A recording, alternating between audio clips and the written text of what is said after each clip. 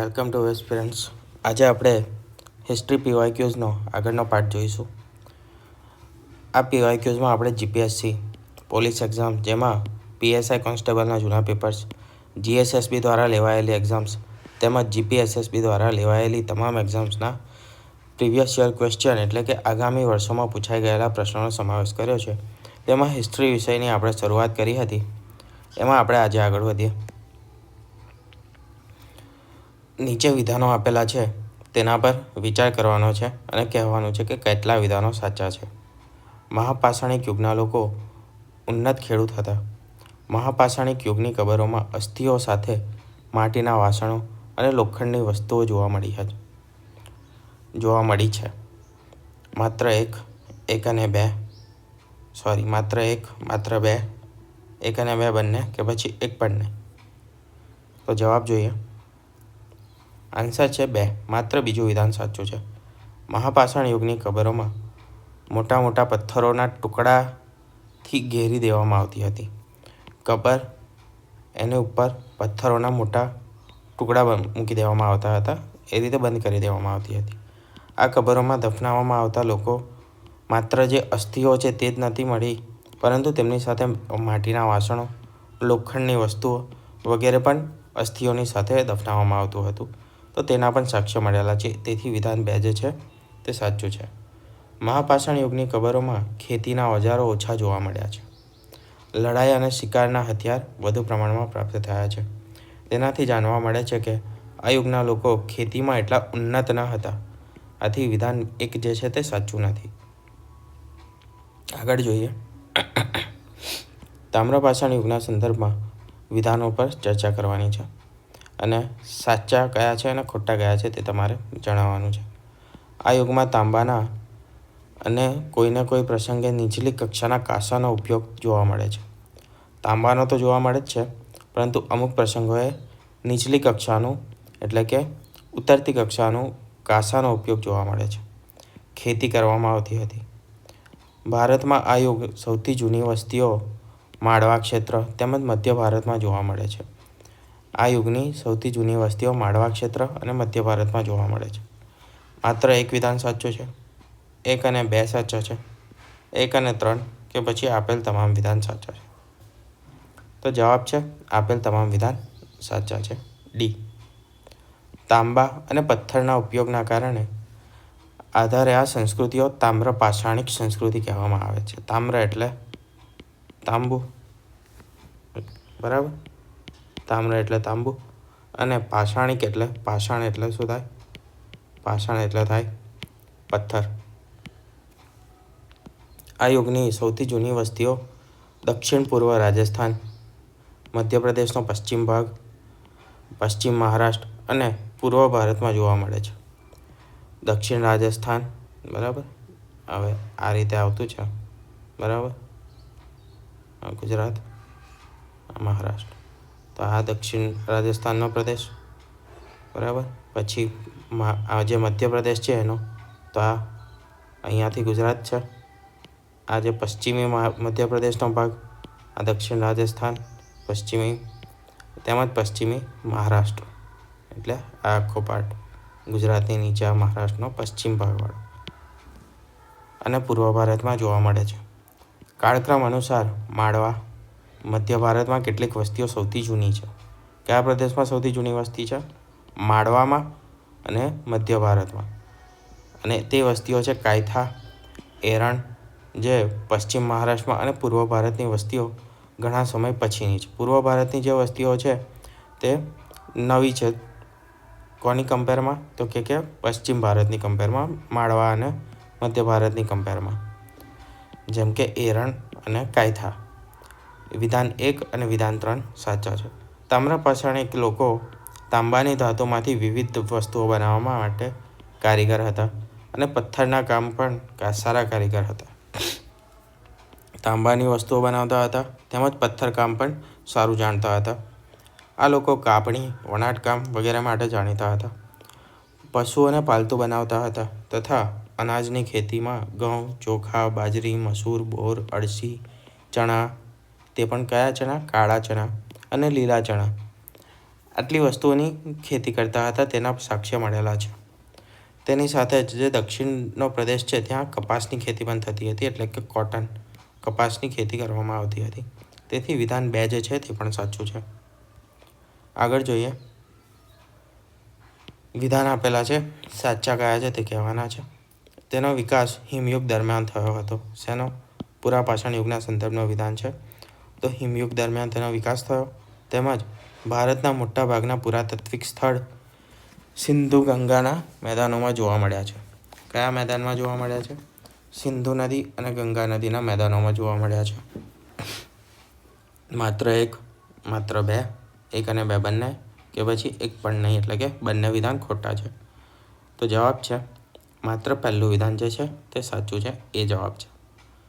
પુરાપાષાણ એટલે કે પ્રાચીન પાષાણ યુગનો સમય અનુક્રમે 3.5 મિલિયન, 3.5 મિલિયનથી લઈને ઈસવીસન પૂર્વે કેટલાનો છે? 10,000નો છે. તેનો વિકાસ હિમયુગ દરમિયાન થયો હતો. આથી વિધાન 1 જે છે તે સાચું છે. આ યુગ મોટાભાગના અવશેષો ચૂનાના પથ્થરમાંથી બનેલા છે. જે પણ અવશેષો મળ્યા છે આપણને, તે ચૂનાના પથ્થરથી બનેલા છે. મદુરાઈ છે, તાંજોર, કુડર, નયમતી, તાલિયા, બેલ્લારી આ વગેરે જિલ્લાઓમાં પુરાપાષાણના ઓજારો મળી આવ્યા છે. સિંધુ, ગંગા, યમુના તેમજ પૂરના મેદાની વિસ્તારોમાં કોઈપણ પુરાતાત્વિક સ્થળ પ્રાપ્ત થયું નથી આપણને. તો જે કીધું હતું કે સિંધુ અને ગંગાના મેદાનમાં આ પુરાપાષાણિક સ્થળો આવેલા છે, તો એ વસ્તુ ખોટી છે. કેમ કે આપણને સિંધુ, ગંગા, યમુનાના પૂરના મેદાની વિસ્તારોમાં કોઈપણ પુરાતાત્વિક સ્થળ પ્રાપ્ત થયું નથી. બરાબર? તે મોસ્ટલી પ્રાપ્ત થયા છે આપણને દક્ષિણ ભાગમાં, જેમાં મદુરાઈ છે, તાંજોર છે, કુડાઈ તેમજ નયમતી, તાલિયા, બેલ્લારી વગેરે જિલ્લાઓની આસપાસમાંથી ઓજારો પ્રાપ્ત થયા છે. અર્ચીવ એટલે કે પુરાલેખ નીચેનામાંથી કોનો અભ્યાસ છે?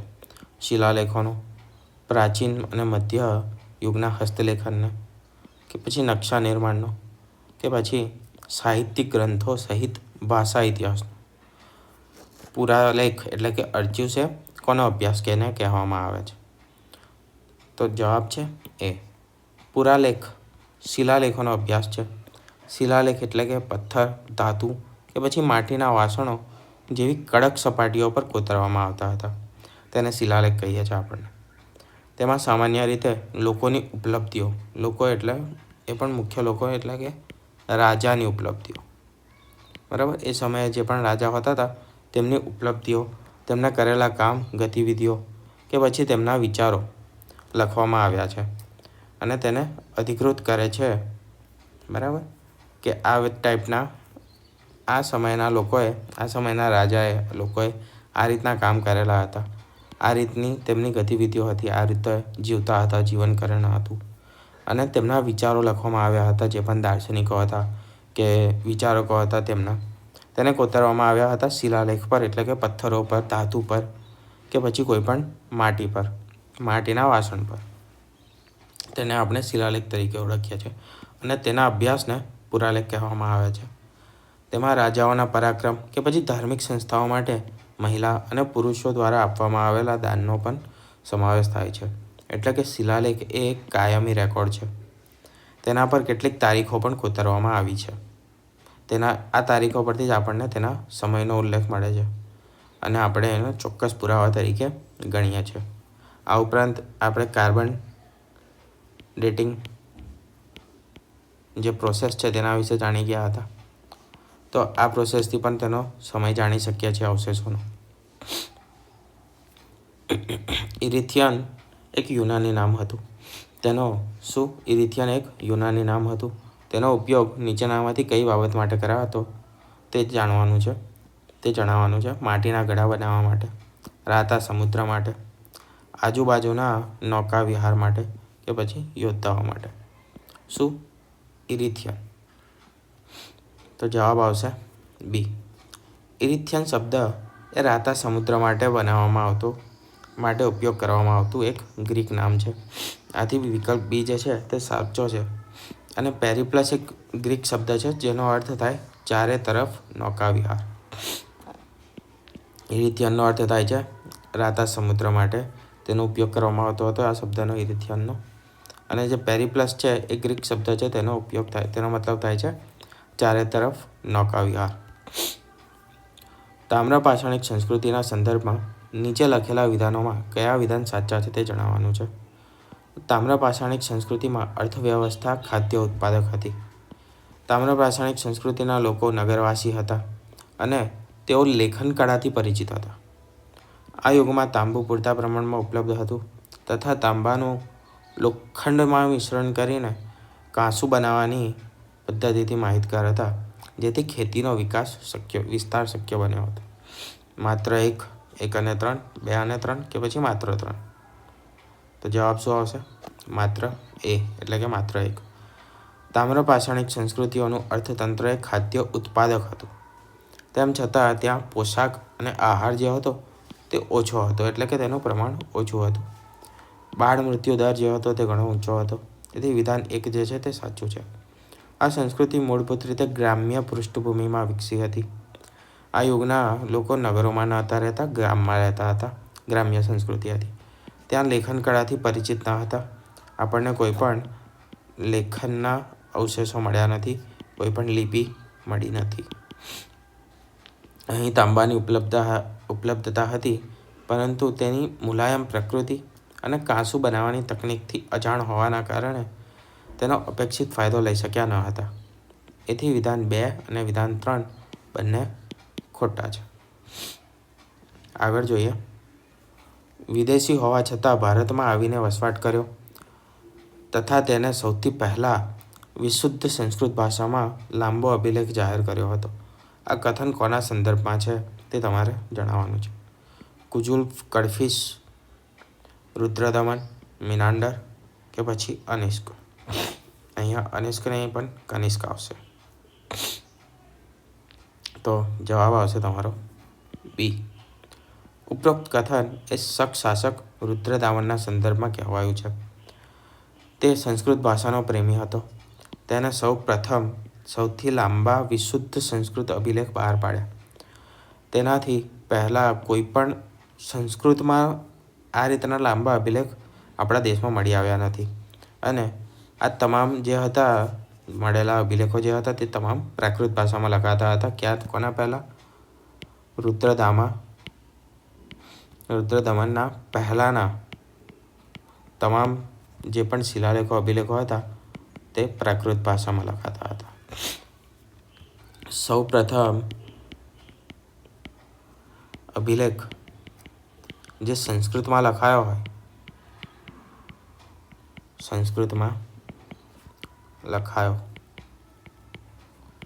તે રુદ્રદામનનો જ હતો.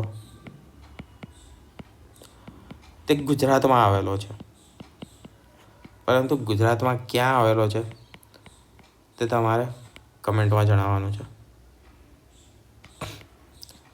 ભારતમાંથી મળેલો સૌ પ્રથમ અભિલેખ જે સંસ્કૃત ભાષામાં બનાવ્યો કે સંસ્કૃત ભાષામાં લખાયો તે રુદ્રદામનનો છે. ગુજરાતમાં છે, પણ ગુજરાતમાં ક્યાં છે તે તમારે કમેન્ટમાં જણાવજો. આગળ વધીએ. કાલિદાસની નીચેની રચનાઓમાં કયું રચના જે છે તે નાટક છે? ઋતુસંહારમ, માલવિકાગ્નિમિત્રમ, અભિજ્ઞાન શાકુંતલમ અને કુમાર સંભવ. 4 રચનાઓ છે તે કોની છે? કાલિદાસની જ છે. આમાંથી નાટક કયા છે તે તમારે જણાવવાનું છે. માત્ર 1, 2 અને 3, 1 અને 4 કે પછી આપેલ તમામ? જવાબ છે સી. કાલિદાસના નાટકોમાં માલવિકાગ્નિમિત્રમ, અભિજ્ઞાન શાકુંતલમ અને વિક્રમોર્વશિય આવે છે. ઋતુસંહારમ જે છે તે એક ખંડકાવ્ય છે. ઋતુસંહારમ શું છે? ખંડકાવ્ય છે. જ્યારે કુમાર સંભવમ એક મહાકાવ્ય છે. આથી વિકલ્પ સી જે છે તે સાચો છે. આગળ વધીએ. નીચે વિદેશી યાત્રીઓના ભારત આવવાનો ક્રમ દર્શાવેલો છે. તે તમારે જણાવવાનો છે કે કયો ક્રમ સાચો છે. ફાહિયાન, કોસ્મોસ, હ્યુએન કે પછી ઇત્સિંગ? એના પછી ઇત્સિંગ. કે પછી હ્યુએન પહેલાં આવ્યા, પછી ફાહિયાન, પછી ઇત્સિંગ અને પછી કોસ્મોસ? કે પછી સી કોસ્મોસ, ફાહિયાન, હ્યુએન અને ઇત્સિંગ? કે પછી ઇત્સિંગ, હ્યુએન કોસ્મોસ અને ફાહિયાન. જે પહેલાં આવ્યા હોય તે પહેલાં અને એના પછી આવેલા એ રીતે તમારે ક્રમ જણાવવાનો છે. તો હવે સાચો ક્રમ જોઈએ. જવાબ છે એ. અને સાચો ક્રમ છે સૌથી પહેલાં આવ્યા ફાહિયાન. ક્યારે આવ્યા? ઈસવીસન 399થી લઈને 414ના વચ્ચે આવ્યા. એના પછી કોસ્મોસ જે 530થી લઈને 550 સમયગાળો હતો. હ્યુએન આવ્યા. હ્યુએન 629થી લઈને 643 કોના સમયમાં આવ્યા હતા તે કમેન્ટમાં જણાવજો. કયા રાજાના સમયમાં. પછી છે ઇત્સિંગ જે 671થી લઈને 675 સુધી આવે. બરાબર. તો આ ટાઈમલાઈન એક્ઝેક્ટ વર્ષ યાદ રહેનારે તો ચાલશે, પણ કોણ ક્યારે આવ્યું એ એટલીસ્ટ તમારે યાદ રાખવું પડશે. આજનો છેલ્લો ક્વેશ્ચન જોઈએ. રચના આપેલી છે અને તેના લેખક આપેલા છે. વિક્રમાદેવ ચરિત, સંધ્યાકર નંદી, રામચરિત, બિલ્હણ, હર્ષચરિત, બાણભટ્ટ. કયા સાચા છે તે તમારે કહેવાના છે. માત્ર 1, માત્ર 2 અને 3, માત્ર 3 કે પછી 3 અને 3, પહેલું, બીજું અને ત્રીજું બધા સાચા છે. તો જવાબ છે સી. વિક્રમાદેવ ચરિતની રચના બિલ્હણ દ્વારા કરવામાં આવી હતી, જેમાં કલ્યાણીના ચાલુક્ય રાજા વિક્રમાદિત્ય છઠ્ઠાના પરાક્રમોનું વર્ણન છે. શેમાં? વિક્રમાદેવ ચરિતમાં કોનું વર્ણન છે? ચાલુક્યના રાજા વિક્રમાદિત્ય છઠ્ઠાના પરાક્રમોનું, અને રચના કરવામાં આવી છે બિલ્હણ દ્વારા. રામપાલ ચરિત જે છે તે સંધ્યાકર નંદીની રચના છે, જેમાં કૈવર્ત જાતિના ખેડૂતો અને પાલવંશીય રાજા રામપાલના પરાક્રમનું વર્ણન છે. હર્ષચરિત જે છે તે બાણભટ્ટની રચના છે અને તેમાં હર્ષની ઉપલબ્ધિઓનું વર્ણન છે. આ હર્ષ એટલે કે રાજા હર્ષવર્ધન. બરાબર. એટલે ત્રીજો વિકલ્પ જે છે તે સાચો છે. આના પછીના ક્વેશ્ચન આપણે નેક્સ્ટ લેક્ચરમાં જોઈશું.